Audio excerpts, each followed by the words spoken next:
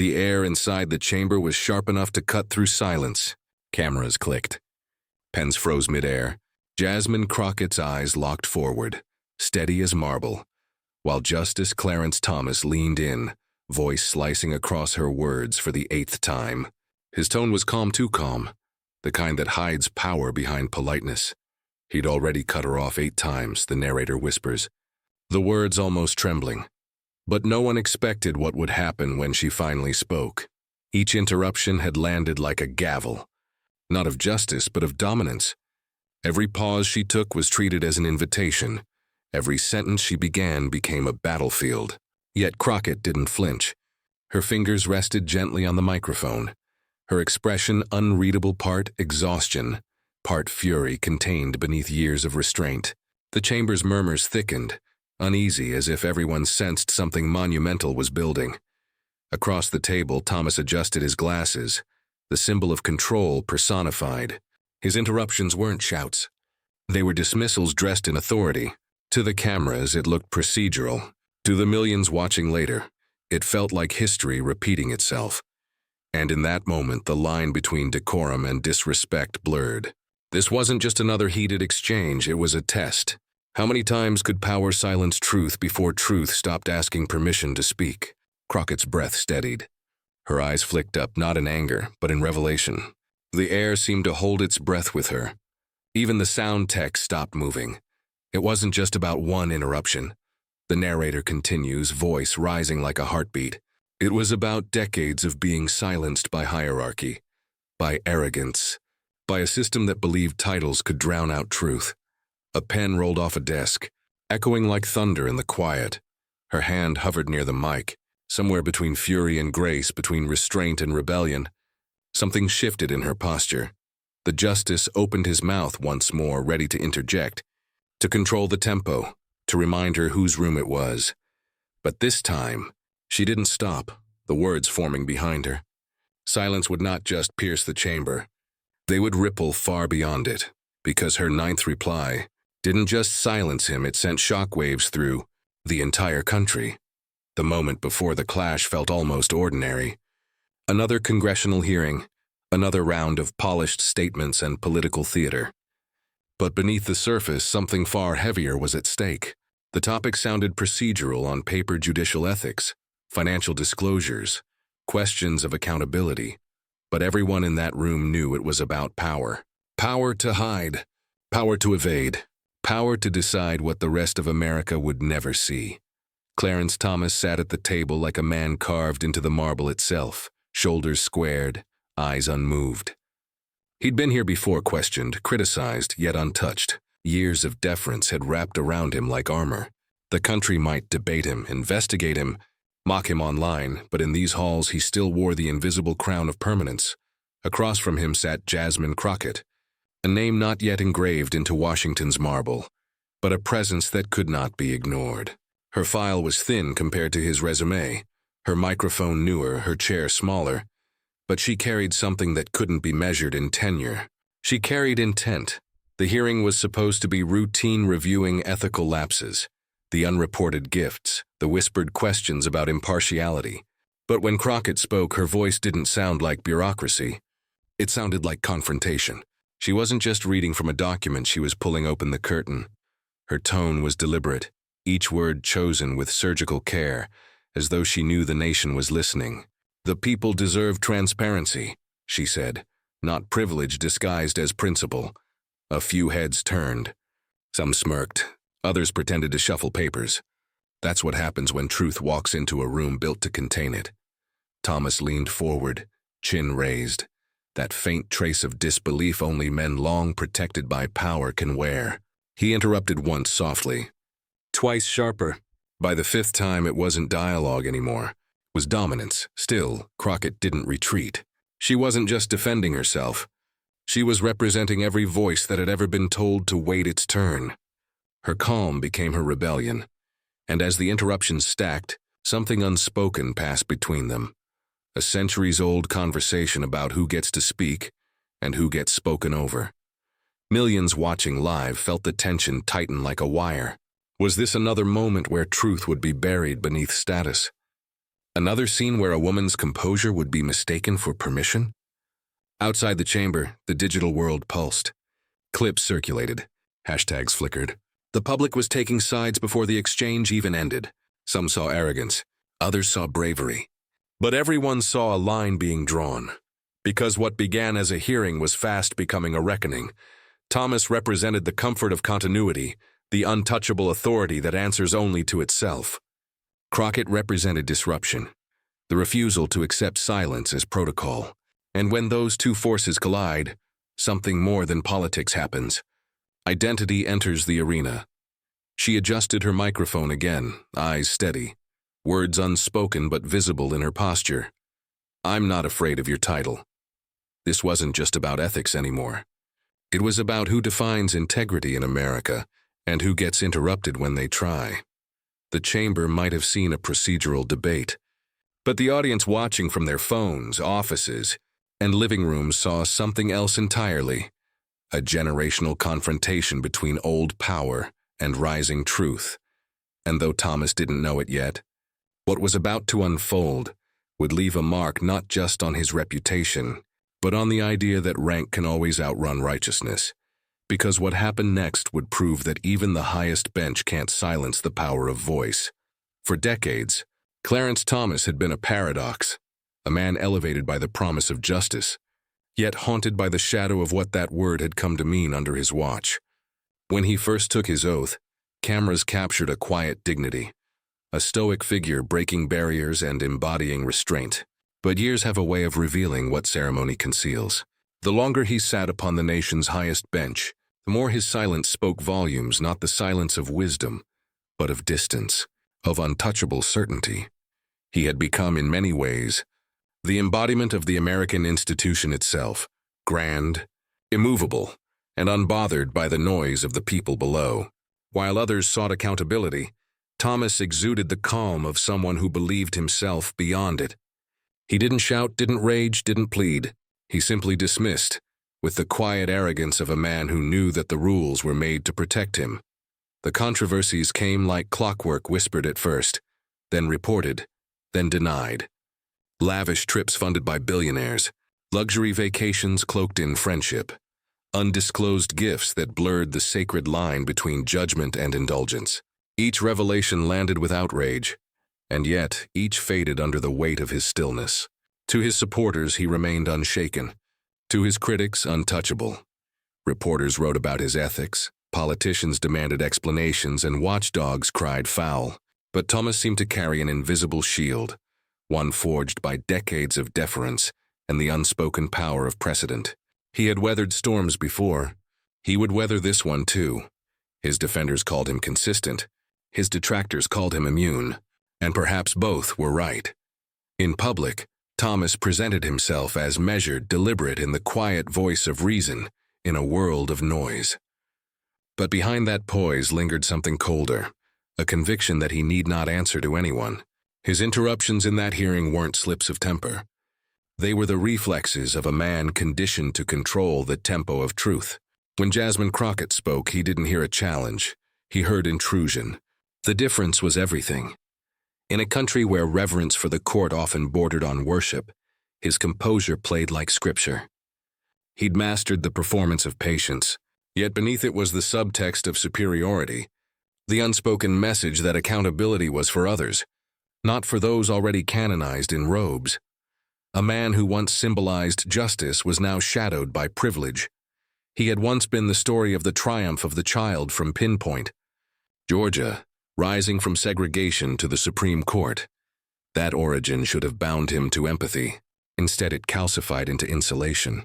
The higher he climbed, the fewer voices he allowed to reach him. Each ethics report, each disclosure scandal, each new revelation of private indulgence eroded something more than reputation. It eroded the illusion of impartiality itself.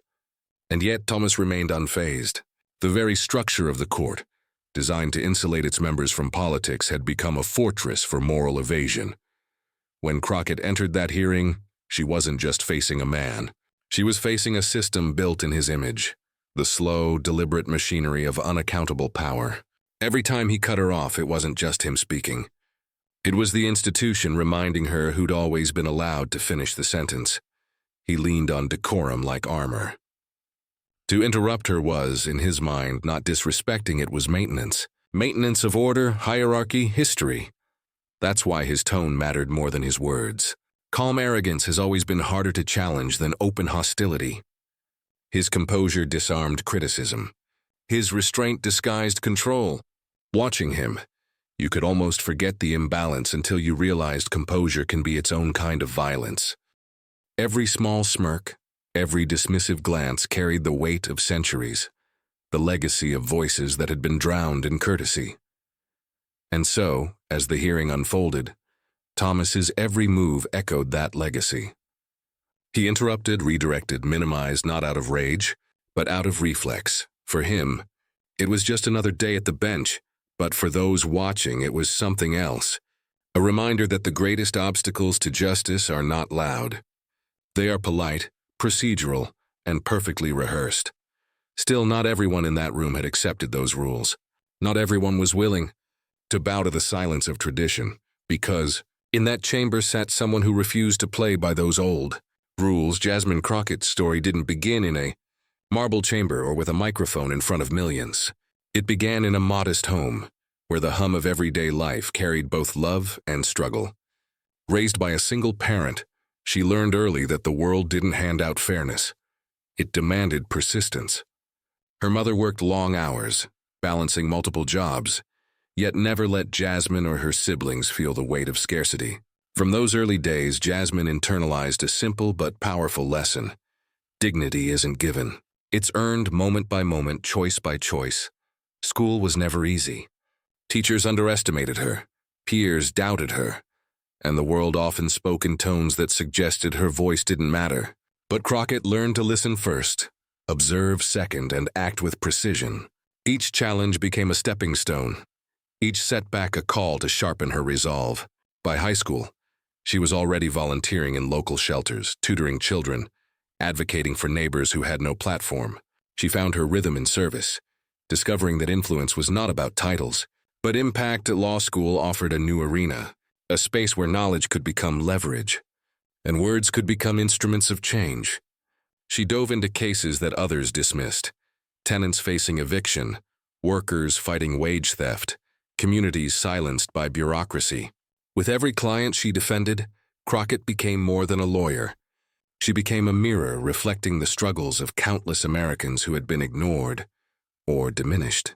She didn't just win cases, she restored faith, proving that justice could be accessible, that law could serve the people rather than protect the powerful. Her rise into politics was both natural and intentional. In every campaign speech, in every town hall, she carried the cadence of her life's lessons: resilience, empathy, and courage. She spoke to those who had been told to wait their turn, who had been interrupted by a world that prized hierarchy over honesty. Crockett's politics were not about ambition, they were about accountability. Each committee meeting, each bill she sponsored, each public statement was a deliberate assertion. Power exists to serve, not to silence. Behind the poised exterior, there were sacrifices invisible to most. Nights spent drafting legislation while her peers slept. Long hours away from family, endless scrutiny from both media and political rivals. Every step forward required discipline, discipline honed by years of practice under quieter, harsher circumstances. Yet she never faltered, never sought applause for the invisible labor. Her reward was impacting the subtle shift of justice, inching toward fairness. Crockett's reputation grew as someone unafraid to confront entrenched systems. She knew how to measure her responses, how to leverage patience as a strategic tool, and how to assert authority without aggression. Her style was precise, deliberate, and disarming. She didn't interrupt, she illuminated. Where others relied on volume, she relied on clarity. Where others tried to dominate, she commanded respect through preparation and conviction. This combination of empathy and intellect, experience and resolve, created a presence impossible to ignore. People began to see her not just as a representative, but as a symbol that the marginalized could speak loudly without being dismissed. That integrity could stand firm even under immense pressure, and that courage could be measured in composure, rather than confrontation alone. As she prepared for the hearing that day, she carried all of it, the childhood lessons, the nights defending the voiceless, the months of legislative work, the cumulative weight of being underestimated and overlooked. Each past struggle was ammunition, each victory a reminder that persistence reshapes power. And on this day, surrounded by centuries of decorum and entitlement, she was ready to reclaim the mic. She was calm, but every word she would utter was honed like a blade, measured, precise, inevitable. The room might have been filled with authority, but she was filled with purpose, carrying the collective expectation of those who had been told to stay silent for too long. At that moment, Crockett wasn't reacting to power. She was redefining it. She wasn't stepping into the chamber as a participant in tradition. She was entering as an agent of transformation, a reminder that titles are temporary, but truth is permanent. Every fiber of her being resonated with the certainty that justice was not about who spoke first, but who spoke last with integrity, because the next time she opened her mouth, silence would finally have a sound. The room had settled into a tense rhythm, a quiet storm barely restrained by wood paneling and protocol. Jasmine Crockett began her statement, her voice steady, deliberate, each word falling like measured steps on a narrow path. Then came the first interruption. Thomas's tone was soft, almost polite, but the effect was immediate. Her words faltered for a fraction of a second. The chamber felt smaller, the air thicker. She continued, weaving through her argument with practiced precision. But the second interruption landed sharper, like a punch aimed not at her words but at her authority. Each time he spoke over her, the room recoiled subtly. Papers shuffled nervously, a pen dropped, a throat cleared. It was a silent acknowledgement, a message delivered without malice, yet with unmistakable force. The third interruption broke the rhythm entirely. Her words stumbled momentarily, yet her gaze never wavered. Crockett's hand rested lightly on the podium, her pen still poised, as if the act of writing itself grounded her in the space Thomas sought to dominate. Each of his cuts felt like a blow in a match she hadn't agreed to enter, but she had no intention of yielding. By the fourth, murmurs began to ripple through the chamber. Observers instinctively sensed the pattern. Dominance tested, composure maintained. Thomas spoke with the calm of someone used to being heard, used to being obeyed. He had interrupted countless others before, and many more would come after. But Crockett was not like the others. The fifth interruption hit with a sharper cadence, a flicker of impatience under the surface of his practiced calm. She inhaled, unflinching, her lips pressed briefly together, her mind cataloging each point she had yet to make. The silence that followed each interruption became her ally, a canvas upon which the audience, both in the chamber and beyond, could feel the weight of his actions. Sixth and seventh interruptions arrived in succession, almost as if orchestrated, a pattern of control meant to assert superiority. Every word he cut off, every pause imposed, was intended to diminish, to remind her and the world that experience and status carried more weight than youth and principle. Yet Crockett's composure remained unshaken. Her posture radiated calm defiance, her gaze fixed, her pen still marking the margin of her notes. In that quiet, restrained defiance, she became a study in contrasts, arrogance versus grace, interruption versus focus, authority versus integrity. By the eighth interruption, the chamber had grown tense beyond decorum. The background noise, the soft murmur of aides, the click of pens, the shuffle of papers faded, leaving only the clash of presence versus poise. His voice, meant to dominate, seemed almost smaller against the stillness she exuded. Every interruption was a message: sit down, stay quiet. But she didn't. Observers began to sense the shift. This was no ordinary exchange. His authority was vast, his composure legendary. Yet Crockett's calm brilliance reframed the moment. She wasn't yielding to power. She was absorbing it, measuring it, preparing to respond. Each cut, each interruption had only sharpened the tension, setting the stage for the inevitable culmination. The chamber seemed suspended in anticipation, the air thick with unspoken expectation. Every eye, every camera lens, every microphone was waiting. And then, the narrator's voice lowers, almost reverentially. And when she finally spoke the ninth time, even his defenders stopped breathing. "Sir, with all due respect, you've interrupted me 8 times. I'll make this ninth one count. The words landed like a bell toll reverberating through the chamber. For a fraction of a second, silence reigned. Even the cameras seemed to hesitate, as if unsure how to capture the moment. Crockett's tone was calm, almost conversational, yet each syllable carried the weight of every slight, every dismissal, every voice silenced before her. She wasn't angry, she was deliberate. She wasn't reactive, she was intentional. Her gaze met Thomas's, unwavering. The room seemed to shrink, the air thickening with anticipation. The people of this nation, she continued, her voice steady, deserve transparency, accountability, and honesty from those who hold the highest offices. Interruption is a reminder that power often prefers silence to scrutiny, privilege to principle, comfort to conscience. A soft murmur spread across the chamber. Reporters adjusted lenses. Aides leaned forward. The echoes of her earlier silences had transformed into a palpable presence. Each word was measured, each pause a beat in the rhythm of revelation. She was dismantling more than arguments. She was dismantling the narrative that authority could speak over justice and remain unchallenged.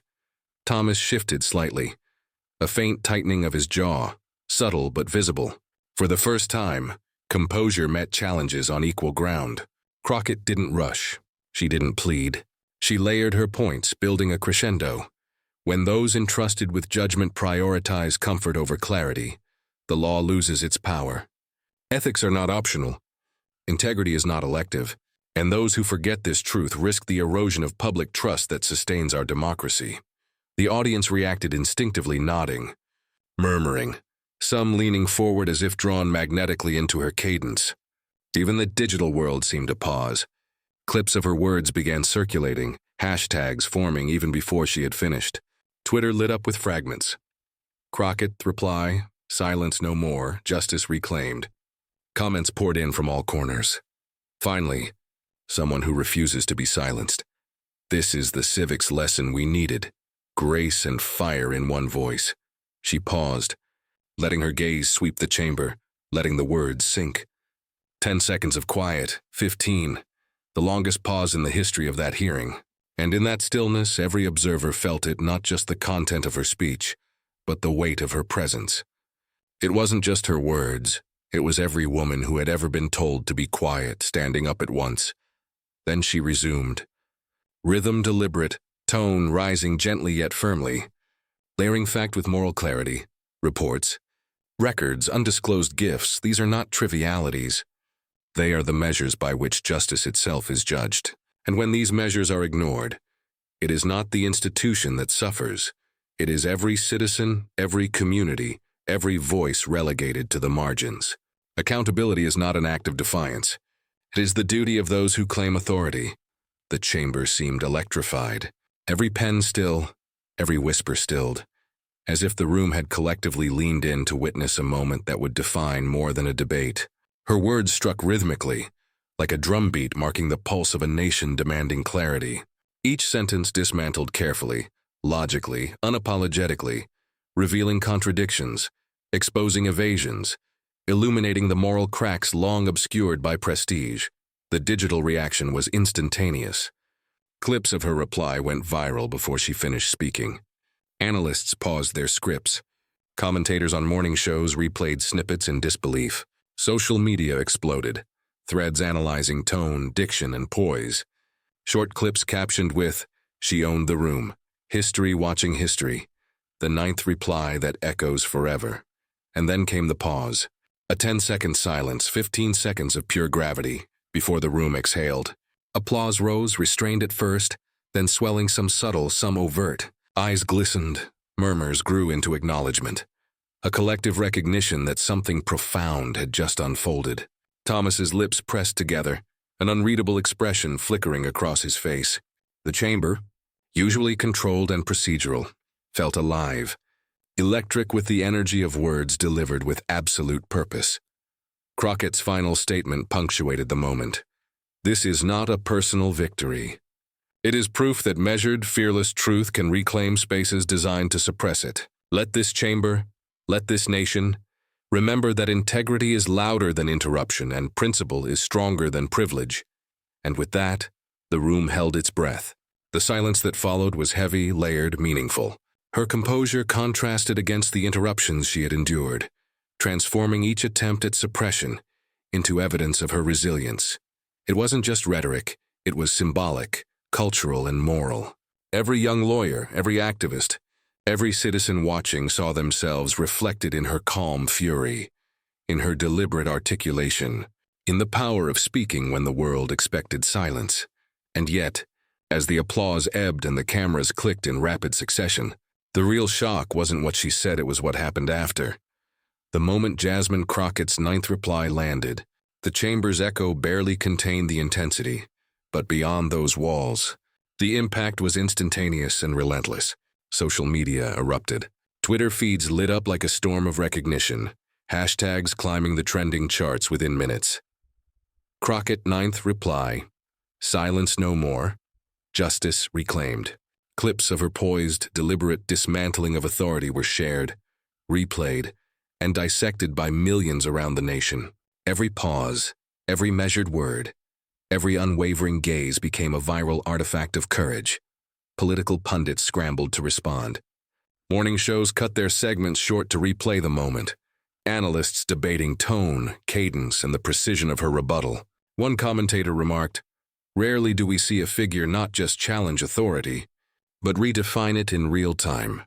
Others argued over the implications for the court, the broader political landscape, even for future hearings.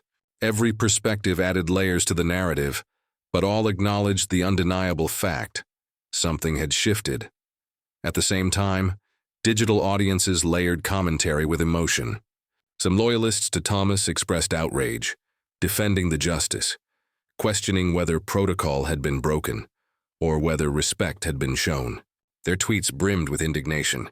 Disrespectful, this isn't how Congress operates. Yet, for many others, the moment was cathartic, a long overdue demonstration of accountability and courage. One user wrote, "That's how you check privilege with poise." A law student tweeted, "That reply belongs in every civics textbook." Threads branched off in multiple directions, dissecting rhetoric, applauding composure, debating ethics, and above all, celebrating audacity. Crockett herself became more than a politician that day. She transformed into a symbol, an archetype. Young leaders across social media posted photos of themselves in courtroom attire, quoting her cadence. Activists shared her statements as proof that one voice, prepared, fearless, and unyielding, could pierce the most fortified walls of tradition. Memes circulated, but they were reverent, capturing her calm defiance, the stillness that spoke louder than interruptions. She became a mirror, reflecting the aspirations and frustrations of a generation tired of watching authority talk over progress. News outlets covered the aftershocks relentlessly. Headlines debated the ethics of interruption versus authority, but beneath the analysis lay a shared recognition. Crockett's composure had reset expectations for how confrontation could look. It was no longer about volume or aggression. It was about precision, patience, and unwavering principle. Editorials praised her approach, arguing that civility and force could coexist, that courage didn't always roar. It sometimes measured its impact in the quiet, calculated delivery of truth. Meanwhile, commentators, influencers, and academics replayed the clip, layering their perspectives with interpretation and insight. Social media polls asked the nation who had won the moment, yet the framing itself was secondary. The true victory lay in witnessing integrity meet power, without bending to intimidation. The public conversation swirled with admiration, debate, and reflection, transcending political affiliations. Even internationally, the exchange drew attention. Foreign media highlighted it as an example of accountability confronting long-standing power structures, noting how the composure of one individual could influence the perception of justice, governance, and democratic principle. It wasn't just a moment in Congress. It became a cultural touchstone, and for those following every tweet, every share, every analysis, there was a palpable sense of collective witnessing. Millions rewatched, dissected, and celebrated the reply as a reminder that courage need not be loud to be felt. Comments poured in from teachers, students, activists, and ordinary citizens alike, praising not just her words but her strategic, composed method of delivering them. For a generation tired of power talking over progress, this was catharsis. A social media thread read, capturing the essence of what millions felt. The chamber had been a stage for history, and the reverberations now coursed through living rooms, offices, and classrooms nationwide. Every post, every discussion, every viral clip reaffirmed that one voice, when wielded with skill, dignity, and principle, could create a tidal wave. Crockett was no longer merely a congresswoman. She had become a cultural mirror, a figure representing a shift in what it meant to confront authority. Her reply had resonated beyond politics. It had become a lesson in courage, preparation, and unflinching resolve. And yet, even as her words echoed across America, one question remained. Would he ever respond? In the aftermath, the scene slowly broadened from the chamber to the country at large. It was no longer just about Jasmine Crockett or Clarence Thomas. It was about the enduring tension between entrenched power and the voices striving to hold it accountable. The moment had transcended politics, becoming a lesson in principle and courage, a reminder that dignity can speak louder than authority when wielded with precision and intent. Across the nation, people reflected on what had just occurred. It wasn't merely a dramatic exchange. It was a microcosm of America's ongoing struggle with privilege, influence, and fairness. For decades, systems had been structured to reward status, to amplify some voices while muffling others. Yet Crockett's ninth reply shattered the expectation that authority could dictate whose words mattered. In that moment, truth didn't just win, it spoke. Civic lessons emerged instantly. Accountability, transparency, and integrity weren't abstract ideals. They were active responsibilities. They demanded attention, awareness, and courage from those willing to wield them.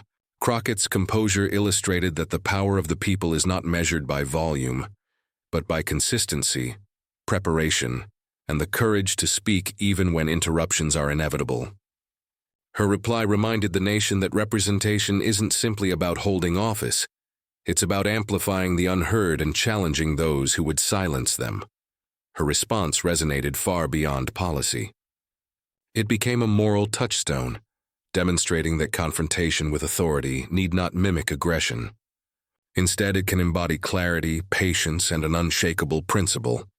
Americans watching from living rooms, offices, and classrooms could feel a shift and acknowledgement that fairness and accountability are attainable when individuals refuse to accept compromise with integrity. Crockett's words also served as a reflection of identity and pride. For communities historically marginalized, her courage was affirmation. For those striving to be heard in environments that constantly dismiss them, it was evidence that persistence and principle could redefine expectations. This was more than a political victory.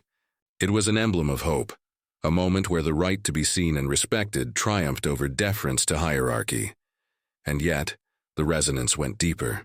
It reminded the nation that democracy thrives not when silence is maintained, but when citizens and leaders alike insist on truth and transparency.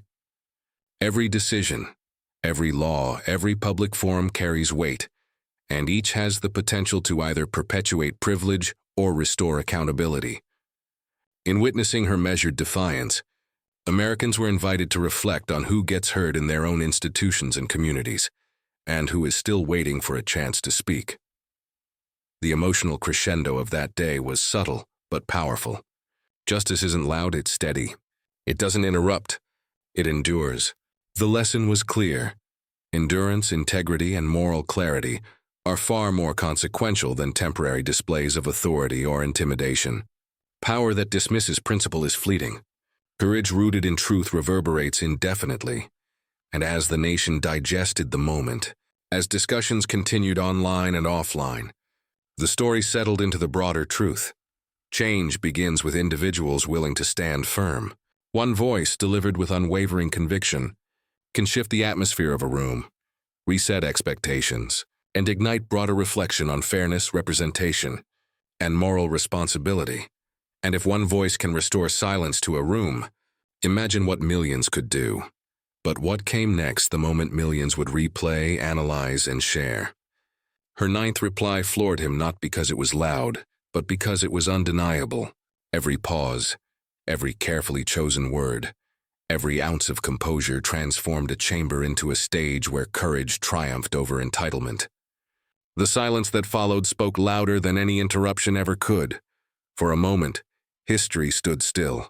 The room had witnessed more than a debate. It had witnessed a lesson in resilience, integrity, and the power of truth. Jasmine Crockett had reminded the nation that authority doesn't define justice, action, principle, and unwavering courage do. Her example reverberates far beyond politics, reaching every citizen who's ever been dismissed, overlooked, or silenced. If you believe dignity should never be interrupted, hit subscribe. Because this is more than commentary, it's justice in action. Every like, every share, every discussion continues the ripple she began that day. This is your invitation to witness, to engage, and to amplify voices that refuse to be muted. The camera slowly pulls back. The murmurs fade, leaving only the echo of her words. The digital world hums with conversation, the nation reflecting, the moment immortalized in clips, tweets, and memories. Justice clash where truth meets power, and silence finally has a sound.